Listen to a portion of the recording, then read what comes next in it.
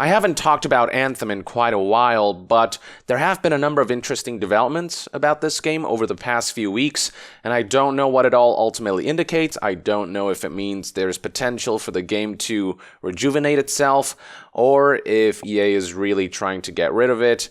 I don't know, there are signs of both, so it's just hard to say at this point. But let's just talk about the news. You come up with your own conclusions. So first up, this is from yesterday, September 17th, 2019. The Anthem official Twitter page tweeted the following. Fallen Lancers, here's the latest from BioWare on what's coming next for Anthem and the direction we are moving in. They posted a link to this blog post where they further detailed exactly what is going on, and I'd just like to read you what they had to say about the current state of Anthem. It is titled, What is Next for Anthem? And the core of this blog post reads, Hello, freelancers. We are nearing the end of the Cataclysm, so I wanted to talk about what's coming for Anthem. First, I'm proud of our team for creating a fun new experience for our players. It represents the largest post-launch update that we have delivered so far. We were humbly excited by the increase in player engagement we have seen with the Cataclysm. The team and I appreciate the response and support. It is what keeps us motivated to continue to improve Anthem. So as far as the Cataclysm goes, I don't think anyone says that new content is unwelcome. The content itself isn't bad per se, but it isn't compelling enough to bring old players back. People who have given up on this game after its numerous mishaps, the Cataclysm won't do it for them. It's just fine. That's all it really is. It's certainly not going to revitalize the game, but for existing players, new content was better than nothing. So what's next for Anthem? This is the bit you want to know about. We hear your concerns on core issues in Anthem and are acting on it. Those systems require a more thorough review and reworking versus quick fixes. We've got a team working on that now, and early results are promising. In order to address these long-range plans, we are moving away from the act structure for updates. Instead, we have additional seasonal updates planned for this year that we think players will enjoy. These events will deliver challenges and chases similar to what you have seen, and are built around some fun themes we're bringing to the game. As I've said previously, we want to be transparent with you that we know more work needs to be done to make Anthem better. We also want to ensure we're backing up our words with a great game you can play, so I don't have any news today to share about the long-term changes we are bringing to Anthem. What I can say is that we will continue to engage with you, our community, through PTS when we can show you what is coming. Stronger Together, Chad, head of live service. You may recall that once upon a time, this page, the roadmap page, had the acts featured here, Act 1, Act 2, Act 3, and there were listings for a number of upcoming events and new content, but at one point, all of that was scrapped because BioWare had to focus on fixing the core game because it shipped so broken. Everything got pushed back, the Cataclysm included. It was supposed to come out back in May, but it came out a few months later than it was supposed to. And now we're learning that they're scrapping the acts format that they previously relied on for their roadmap entirely. So no more Act 1, Act 2, Act 3. They're just doling out what they're calling seasonal events. We don't have any idea as to what that entails, if it's going to be big, major content additions or just kind of like thematic elements, a combination of both. We don't know how extensive the seasonal updates are going to be, and if it's going to be enough to bolster the game as it continues to catch up. BioWare does say right here that they're working on longer-term updates. It looks like they're going out of their way to really overhaul a lot of the game systems, which is going to take a long time. So maybe there's something promising there, but until then, it doesn't look like they really have that much planned with the act structure cut and with seasonal updates being all they have up until they have fixed the game's most pressing issues. Now, all of this comes in light of a number of things. First of all, back in May 2019, it was reported that, according to EA, during a financial briefing, they said that Anthem failed to meet sales expectations. It says right here, according to GameSpot, EA predicted the game would sell as many as 6 million units during its launch quarter. That definitely did not happen. And then a few days back on September 13th, 2019, EA essentially dumped Anthem into a more basic subscription service. So it reads right here, previously Anthem was only on EA Access Premier, which costs $15 compared to regular access as $5 a month, but includes more stuff. Before, Anthem was accessible via EA's Premier subscription, which is more expensive, and people who had the Premier subscription got access to the game earlier, you may recall. And now the game is in enough of a dire state when it comes to player base that they've just decided to allow people, even with the basic $5 subscription, to gain access to the title, which I suppose could help bolstering the player base, though to what extent, who knows, given that the game's just not compelling. You know, it doesn't matter how cheap you make it. If the game's still just not fun to play, all things considered, then people are not going to gravitate towards it. So we don't know how much this will help, but EA is definitely trying to up the numbers of Anthem. I cannot tell if this is ultimately a good indication or a bad indication. Any type of price drop will always make people more tempted to engage in a game, but at the same time, a price drop indicates that there aren't a lot of people playing, that sales and financial guidance aren't as strong as they'd like it to be.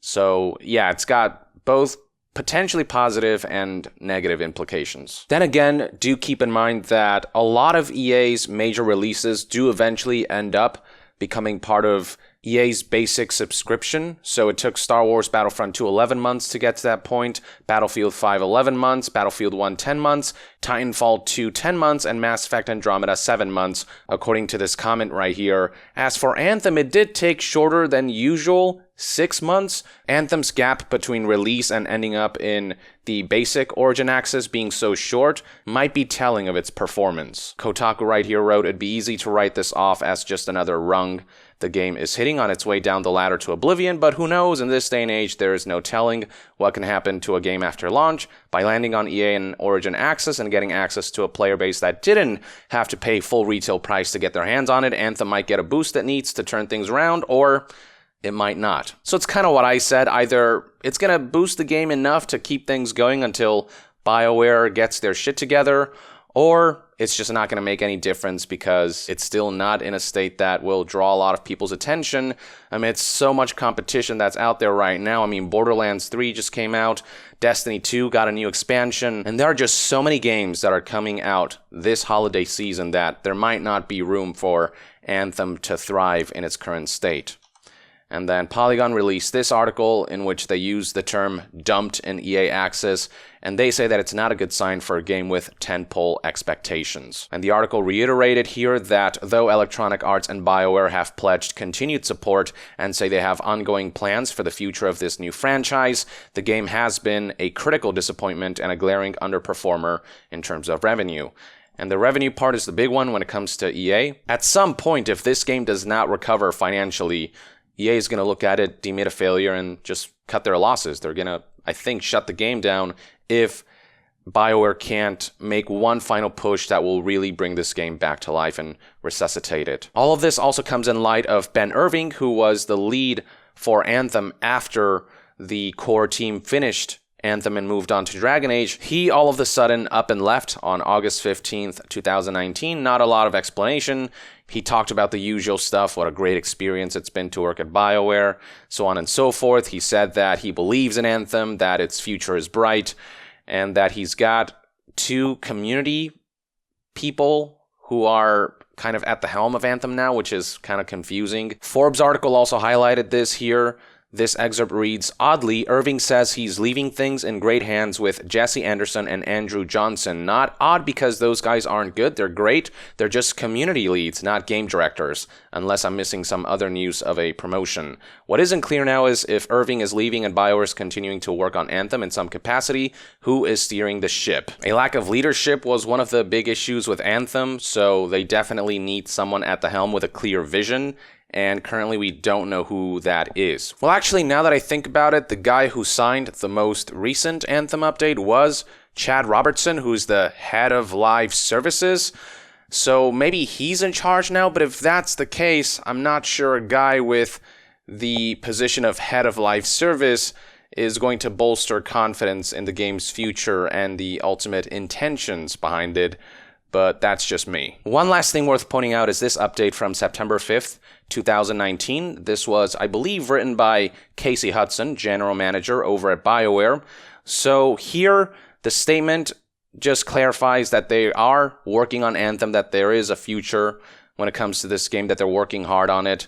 This statement reads, over the last few weeks, we have been ramping up our Cataclysm events in Anthem, a season-long event with new arenas, enemies, challenges, and rewards. We have a big team working on Anthem in both Austin and Edmonton, and while it's been great to see the community response to Cataclysm, I know there's a lot more work to do to bring out the full potential of the game. We have plans for those more fundamental improvements, but they'll take time. Again, they're talking very much long-term. While the team works towards the longer-term vision of the game, they will also continue to deliver updates to features and content. I believe in Anthem and would love to see its world grow, evolve, and thrive for years to come. Thanks for your patience and support as we do the work of constantly improving and expanding the experience.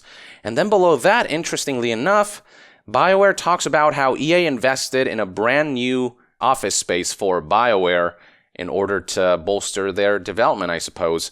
It reads right here, moving to new digs. One of the things I'm most excited about is that after almost 15 years in our previous Edmonton location, we have moved to a brand new state-of-the-art facility in the thriving Ice District downtown. We have been very fortunate to have EA support in building out 3 large floors of amazing new office space, custom designed from the ground up for the future of game development. This represents a tremendous investment in the future of our studio, and I can't wait to see what we create here. So, EA decides to pour more money into BioWare despite Anthem's failure. Maybe they have a lot of faith in what they can produce in terms of Dragon Age 4. I mean, based on Kotaku's investigative reports, we do know that Dragon Age 4 is going to be a live service, and Anthem is also a live service, whereas Mass Effect Andromeda was more of a traditional game release, so maybe that's why EA is investing more long-term for the live service-centric titles. It does seem clear to me, though, that I don't think EA would do this if they didn't have longer-term plans for BioWare. It just doesn't make sense to give a studio a brand new office space if the intention was to shut them down soon. So, for those who are hoping that BioWare improves over time, it looks like BioWare for now is here to stay, though I do get the feeling that, if Dragon Age 4 ends up failing, or if Anthem doesn't end up recovering, or a combination of the two, I don't think BioWare is going to be around for much longer. I feel like BioWare has one last final hurrah left before EA makes some kind of drastic decision in regards to the studio's fate. Look, I don't want anyone to lose their jobs. I don't want BioWare to go away. I just want BioWare to improve. So I really hope that this is more EA putting their faith in BioWare, and hopefully the new studio space represents a new work environment for BioWare, because we have heard all about the troubled development history of all their most recent releases, essentially. And the BioWare magic, as the Kotaku report put it, that's clearly not working. So if they don't change the way they do things internally, then it's not going to matter. A new office space is not going to bolster their development process. And that's what I think BioWare needs most right now. They need clear vision, clear leadership, and just they need to revamp the way they do things so that the ground floor developers aren't suffering, going through anxiety and all these horrible things that were reported in that Kotaku report. And hopefully that will ultimately yield much better games from here on out. But I don't know. I have my doubts, obviously, given what's happened over the past few games, given EA's mandates and their constant interference and EA's ultimate motives. I cannot say that I'm super confident. I cannot say that I'm optimistic, per se. But we'll see what happens, and I do hope things get better, because that's what I really want, for things to get better. So there you have it, folks. These are one man's take on all these different pieces of news. I'd love to hear what you think about what's going on here. Do you think this is all ultimately a good thing or a bad thing for BioWare's future? Let me know in the comments below, and to be further updated on all things gaming news, reviews, and discussions, stay tuned right here on Young Yeah. I'll see you guys next time. Young out.